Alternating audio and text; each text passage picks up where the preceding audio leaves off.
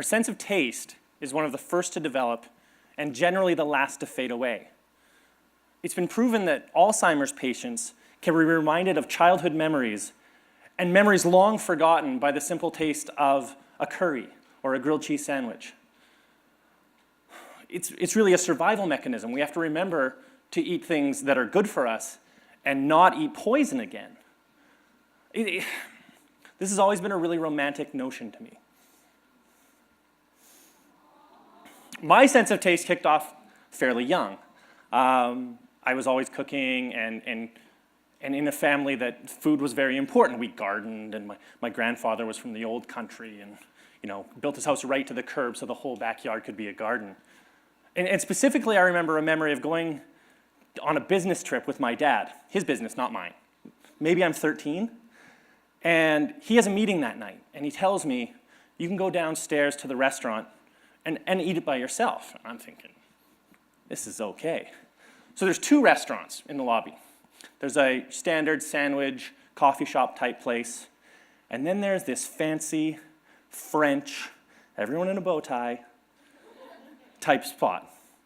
Well, I picked door number 2, and that's made a lot of the difference. So I walk in, stroll up to the maitre d'.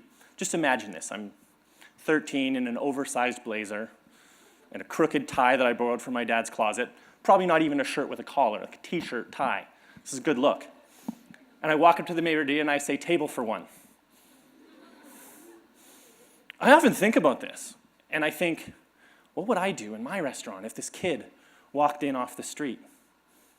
I hope I'd do the same thing that they did. And they gave me a table, a wonderful table, right in the corner. And I proceeded to order everything tableside, or lit on fire, or hopefully both.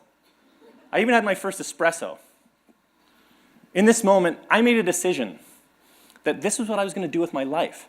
I was going to make food and delighting people what I'm all about. It could have gone the other way. They could have been rude. The waiter could have dismissed me. I'm this kid. I'm going to order chicken fingers and a pop. I'm not going to order any wine, and I'm not going to know how to tip. But he didn't. I would have accepted that. I would have said, this is okay. And I would have gone on with my life and become a lawyer or an accountant or something sensible. But I didn't. They certainly didn't have chocolate milk in the kitchen, but somehow it appeared. And they were right about me not knowing how to tip, because 25% seemed okay. It was this simple, small act of service that became the formation of my identity, my future, and my path. So seemingly small acts of dignity and kindness can make the largest impact in people's lives and how they perceive their place and their self in that world. As a chef, I don't do anything really that impactful or important. I don't build bridges. I don't cure cancer. I'm not building robots. But I set the table for people's most poignant days in their lives. Their weddings, their birthdays, their graduations, and ultimately their funerals. There's a power and a purpose that comes from being that person in their lives. I create the opportunity for you to enjoy your family. There's a power and a purpose to that can't even be tangible. I was trained in the old school by chefs that were much more interested in breaking you down and authority than they were in nurturing and training. It was hot, ridiculing work. I was often bullied into working for free. My chef was an old French guy who made me iron his pants, wash his car, carry his knives, do everything, all with a resounding, yes, chef. Most of my days were halfway between a grueling military exercise and a prison sentence. And I would cry. I was so happy when I got to cut onions, because I could cry and no one knew why I was crying. I loved the work I was doing, but I hated the way it needed to be done.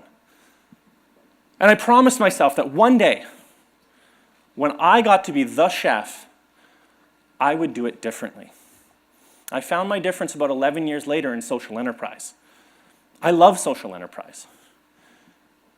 It's about connecting with people on a whole other level. Now, business is simple. Any of the business people in the house can understand.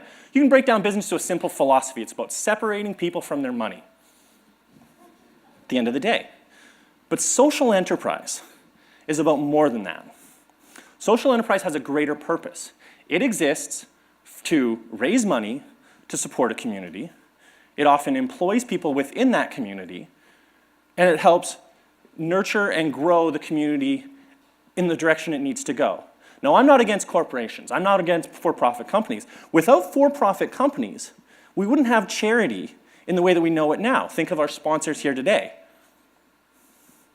But what happens when a company really digs in and gets their hands dirty? I like the ones that dig in. The businesses and the social organizations that exist to both raise revenue, employ people, impact a community, and really see growth happen on a way that you wouldn't expect it. That's where the magic happens. I've been lucky enough to work with 7 phenomenal social enterprises over the year, be it from youth in the First Nations community in Alberta who are gang members, to working with the deaf and trying to build a cafe for the deaf. Very interesting. To working with underemployed immigrants and newcomers to Canada working in the hotel business. And there's a common thread between all these people. It's that they don't feel that they belong. And why would you engage with society on a level if you don't feel like you're part of society? Food is central to our lives, and it's central to the human experience. It started for me about teaching skills. It started me to teach someone how to make a sandwich.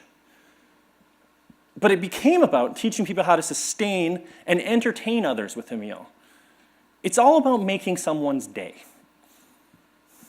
So I want to talk about a couple of the social enterprises. I'll start with Fabernac. We started a wonderful social enterprise just up the street at the 519 Church Street Community Center. And this was about building community around a table. Perfect concept. Every family meal is around a table. Every moment you have is around a table. We worked principally with trans youth and refugees, working in a situation, maybe they couldn't work before, maybe they were transitioning, maybe they were in a place that they didn't feel like they could get a regular job. So we gave them a place to be. We raised all this money, we did all this, all by selling expensive coffee and a funny little lunch plate called a square peg. Fabernac came from the word tabernac, which is a Quebecois swear word. Why not? We actually thought of it being is tabernac but fabulous. Why not? What that was all about is that the phrase of tabernac was about rejecting what society said about people in Quebec at that time, and it was about rejecting the labels that they were going to put on you. So we thought good. When people told us that name's offensive, we said why. Why is a label offensive, and what does that mean to you? Really cool tactic, turn it around on them. We built the place like a fishbowl, all glass, so there was nowhere to hide. Especially, you couldn't hide the youth from the public, and the public couldn't hide from the youth. So we made it so that you had to interact. Trans people are so often put in the shadows, and we didn't want that to happen. We also got 4 stars from Toronto Life, Now Magazine, Toronto Star, and won the Ontario Restaurant Association's Restaurant of the Year Award by hijacking social media. What we didn't expect, and the intended impact was, we're going to train these youth, we're going to teach them how to do all this stuff. But we didn't expect that the park next door with the glass, that the drug dealers would leave and the people would come back to drink coffee and eat muffins. The other thing we didn't expect is that we'd have, trans youth, it's about a 50% suicide rate. In the years I was there, we never lost one. It gave them a place to transition, gave them a place to be themselves. It gave them a place to trade clothes with people going in the other direction from them. I remember that day and it still gives me goosebumps. But really, the best example that I think I'd connect to you with is Kids in the Hall Bistro. It was a program that, when I grew up in Edmonton, some real youth in trouble. First Nations, gang members, a lot of girls who had never been in a hotel that they weren't paid to be there. So in the time that I was there, we trained about 85, 90 youth, hard as nails, hard, hard, hard. My job was to teach them how to cook, how to serve, how to make coffee, how to connect with people. And it was a very interesting exercise working with people that had never interacted in a workplace. People are very defiant. I had knives pulled on me. I got stabbed a couple times. I certainly learned how to negotiate. And I found myself saying things like, you know when you go to a restaurant and they do this, or you know when you go out there and they do this, trying to connect with them. And I realized that a lot of them had never been out to a restaurant. How am I supposed to train you how to work in a restaurant if you've never experienced it? So we started something called Operation Dinner Bell. Operation Dinner Bell was a simple concept. We're going to take street kids out to fancy restaurants. Just let that sink in. That's a crazy, crazy idea. And when I brought this to the funder, saying, I want you to give me $10,000 to take street kids out for dinner to fancy restaurants. The only person who was crazier than me was him, because he said yes. The first restaurant we went to, we were thrown out. The youth were spitting spitballs and running around and having a food fight. And I realized I had made a very big mistake. That this was a big mistake. And what had I decided to do? 1 year later, I found myself sitting at the Rimrock Hotel, a 5-diamond resort in Banff, Alberta, with the same 12 youth we started on that dinner project with, and one of them leaned over and in the most polite voice ever said, I just love the texture of these scallops. I realized I'd created monsters. So 25 dinners later, this is where we got to. And the only thing better than that moment was when I attended that youth's graduation from nursing school a few years later. She told me that dinner at that hotel was the tipping point where she felt that she belonged in the world and she could contribute to it. I was changed. The youth were changed. The restaurants that we went to were changed. A lot of those restaurants gave jobs to our graduates afterwards.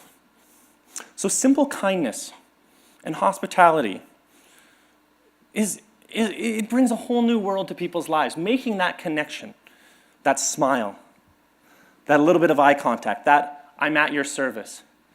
It can open a whole new world. I guess what I want to leave you with is this. Go out there, do something, and be someone to someone that matters to you. Small things can make the most profound impact in people's lives. I think about that kid. Think about you being that kid walking to the Ritz, and make that experience your life. Our actions and initiatives can be profitable and charitable at the same time. Everyone will tell you your crazy idea won't work, it doesn't make sense, and you're doing something wrong. That's when you know you're on the right track. It might not be what you expected.